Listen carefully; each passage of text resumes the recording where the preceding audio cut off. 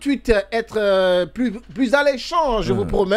On va partir avec notre première thématique, c'est bien cela, Saïd Dembélé. Ce matin, on parle de cette actualité qui est accrochée sur toutes les lèvres depuis cette semaine.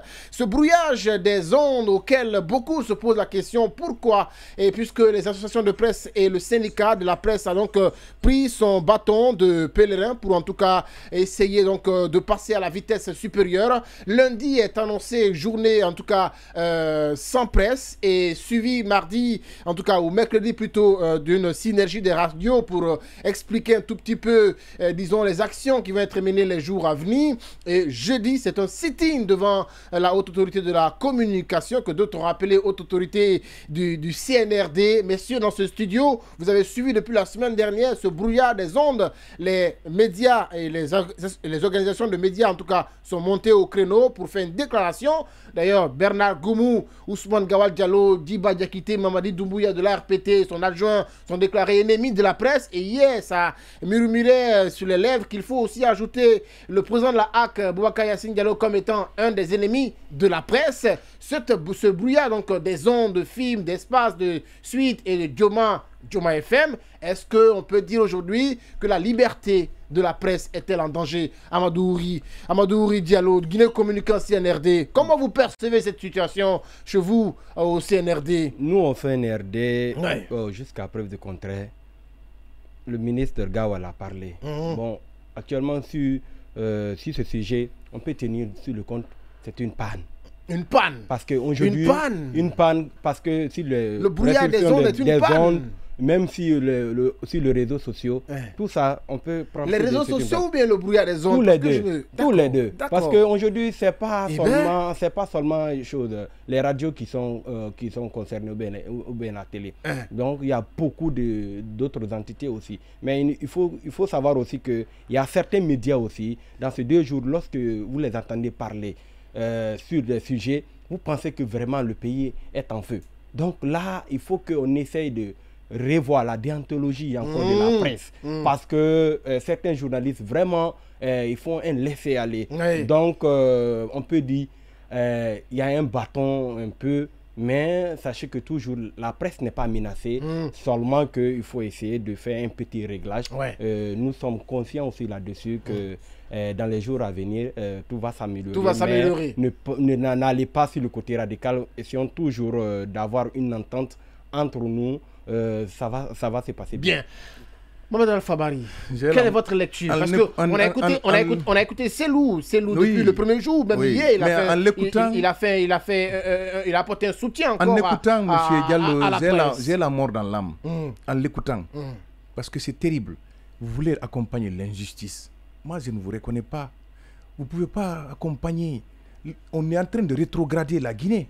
La Guinée est en train de reculer en matière de démocratie, parce que vouloir s'en prendre à la presse, c'est de rendre le pays aveugle. Vous ne pouvez pas me dire quelle légitimité c'est dont vous défendez aussi en nom. Attendez, non, laissez-moi parler. Quelle légitimité? Non, vous n'avez pas compris. J'ai dit quelle légitimité le CNRD a pour brouiller les ondes. Le CNRD investit de quoi?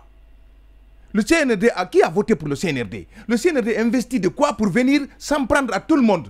Même les vendeurs de médicaments aujourd'hui, on vient, c'est vrai, je suis contre le contrefaçon.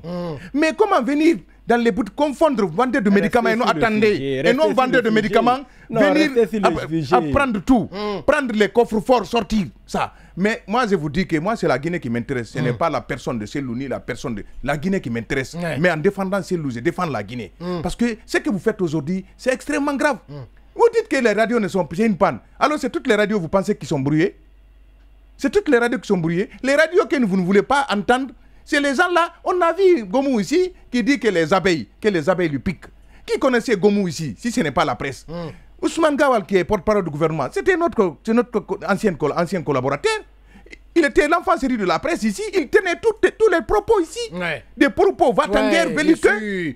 À l'époque, Alpha Condé, espace ici, partout, il était là.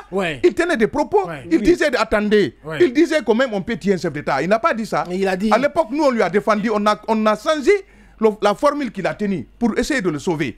Mais à l'époque, il a tenu ça. Dans les radios, il venait. Il n'y a pas ce qu'il ne disait pas. Mais pourtant, à l'époque, Alpha Condé n'a pas dit il faut fermer cette radio-là. Oui, c'est que vous voulez faire, vous voulez nous ramener au Moyen-Âge. Mais écoutez, vous ne pouvez pas. Parce que le monde, c'est ce que Franck Fanon disait, vouloir réactualiser ou bien ramener nos coutumes et des traditions passées, c'est d'aller contre l'histoire ou contre son peuple. Vous voulez aller à l'encontre du peuple, mais le peuple n'acceptera pas. Est-ce que cette volonté de museler la presse. Est-ce que la liberté de la presse, justement, alors, est-ce que la liberté de la presse est-elle menacée, Mamadou Alpha? Elle est dangereusement menacée. Et la communauté internationale doit mettre...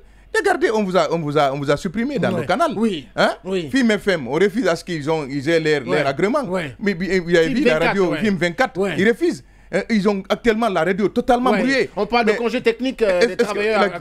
Maintenant, ça met les emplois en danger. C'est ça. Est-ce que la RTZ, parce que M. Diallo est là, la RTZ, qui dit président de la République, qui fait les louanges du président, le colonel Mamadi Doumbouya, président de la transition, mais la RTZ a été réprimée, la RTZ a été brouillée. Pas du tout. Je vous pose la question. Et la RTZ? La liberté de la presse. La RTZ, elle doit discuter tout ce que le chef veut. Est-elle menacée, la liberté de la presse, mon cher Prince? Il y a une seule voix là-bas au sein de la RTZ. Une seule voix. Il n'y a pas de voix contradictoire à la RTZ. Il finit.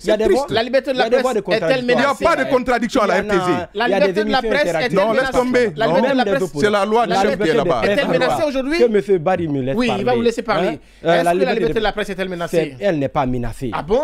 Avec des zones brouillées et le retrait de certaines du Diomon Média de Bouquet Canal sur ordre de la junte au pouvoir, la liberté de la presse n'est pas menacée. Dans chaque État, lorsque la sécurité nationale, on peut dire c'est un peu menacée. Vous parlez de quelle sécurité? La sécurité nationale est un peu menacée parce que sur la HAC, ils ont des enquêtes. Ils ont des enquêtes qui peuvent mener que nous n'avons pas. Est-ce que vous voyez? Donc, si elle voit que vraiment, avec le débat qui se passe, ça peut enflammer beaucoup la société, il faut qu'elle essaye de taper un peu pour pouvoir essayer de endurcir un peu pour que, comme on appelle ça, le débat soit constructif. Parce qu'aujourd'hui, nous sommes en transition. On a besoin vraiment d'un peu de calme et de la sérénité pour que notre pays se passe dans les bonnes conditions. Parce qu'en 2009, ce sont les